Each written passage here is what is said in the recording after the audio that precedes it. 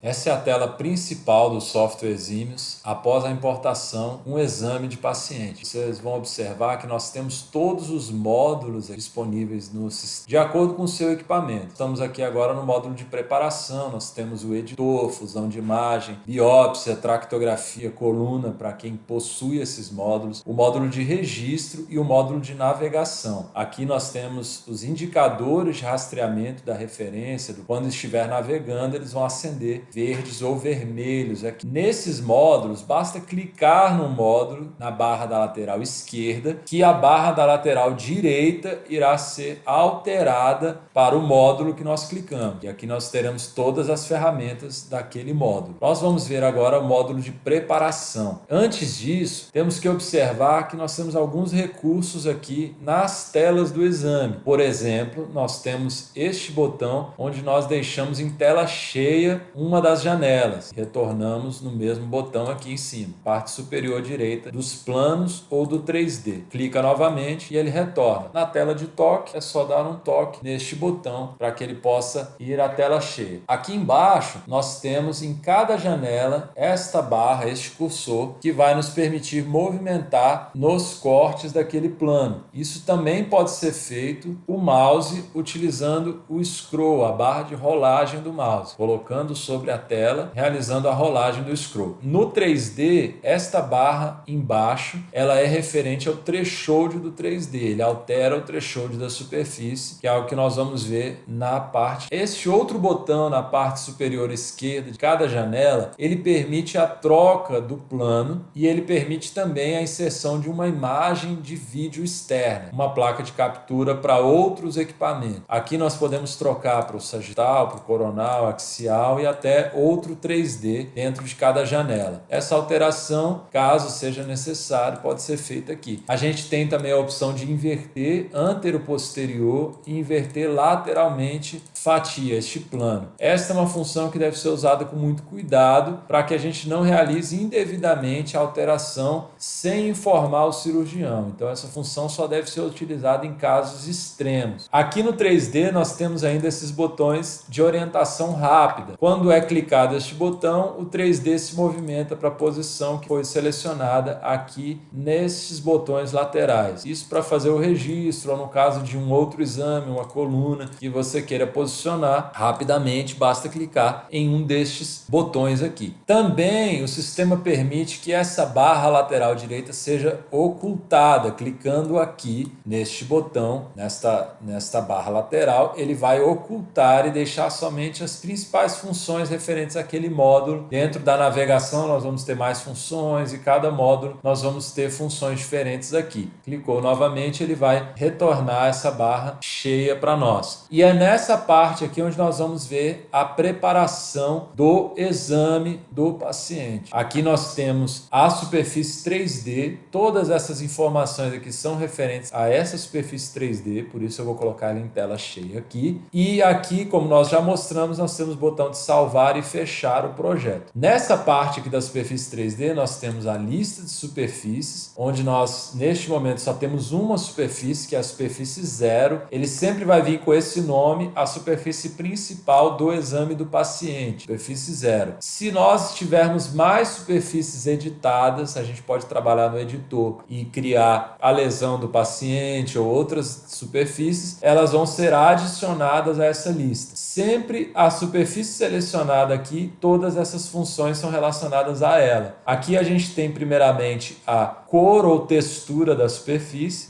clicando aqui. A superfície 3D, que vem por padrão aqui, superfície 0, ela pode ser renomeada. Clicando aqui, se nós clicarmos na tela de toque, nós podemos apagar este nome e colocar um outro nome na superfície. Por exemplo, eu vou colocar aqui o nome paciente, dar Enter e essa superfície está renomeada para paciente. Isso nós podemos renomear qualquer uma das superfícies que forem criadas também no editor. aqui nós temos a seleção de cor ou textura da superfície, relacionada a essa que está selecionada. Basta clicar sobre este botão e ele vai abrir para nós aqui essa janela de cor e nós podemos escolher a cor e a intensidade dessa cor. Aqui ele mostra qual vai ser a nova cor da superfície. Então, seleciono aqui, por exemplo, um vermelho e eu posso deixar ele mais claro ou mais escuro. E após essa seleção, clicar no botão de aplicar. Ele vai alterar a minha superfície para essa cor selecionada. Cliquei novamente, posso mudar, selecionar outra cor e ele altera aqui o botão. Além da cor, nós temos também o recurso de textura, onde nós temos 6 texturas pré-definidas e essa de sombra. As texturas 1, 2 e 3 são texturas para serem aplicadas em lesões, em tumores, que vão ficar bem interessantes. São texturas capturadas de microscópio, que são bastante realistas e que vão ficar muito interessantes na nossa superfície 3D. As texturas 4, 5 e 6 são texturas de osso, que nós podemos aplicar, por exemplo, num exame de coluna, num crânio. A gente pode aplicar essas texturas que são de osso. Basta aplicar aqui e ele vai trocar a textura. E por último, essa textura de sombra ou transparência que nós utilizamos bastante para evidenciar estruturas internas que foram segmentadas. Então, se tivermos aqui uma edição de um tumor, de uma lesão, nós podemos aplicar essa textura de sombra ou transparência no paciente e colocar a textura na segunda superfície de tumor, colocando ela dentro aqui da cabeça do paciente e colocando uma textura de tumor. Isso nós vamos mostrar no módulo de edição, vai ficar mais clara essa informação. Aqui a nossa barra de threshold é onde nós selecionamos a densidade aqui das estruturas, onde nós podemos ajustar a nossa superfície 3D, como nós mostramos na aula de importação, onde nós fizemos o ajuste com o contorno 2D para que ela ficasse de acordo com o exame do paciente, usando essa ferramenta aqui do contorno 2D. Essa ferramenta, ela vai ser aplicada aqui, um contorno dessa superfície 3D que foi escolhida aqui na lista, sobre o exame do paciente. Então, nós já utilizamos ela na importação. Esse contorno também pode ser aplicado em qualquer uma das superfícies que estiverem selecionadas aqui. Além do threshold, nós temos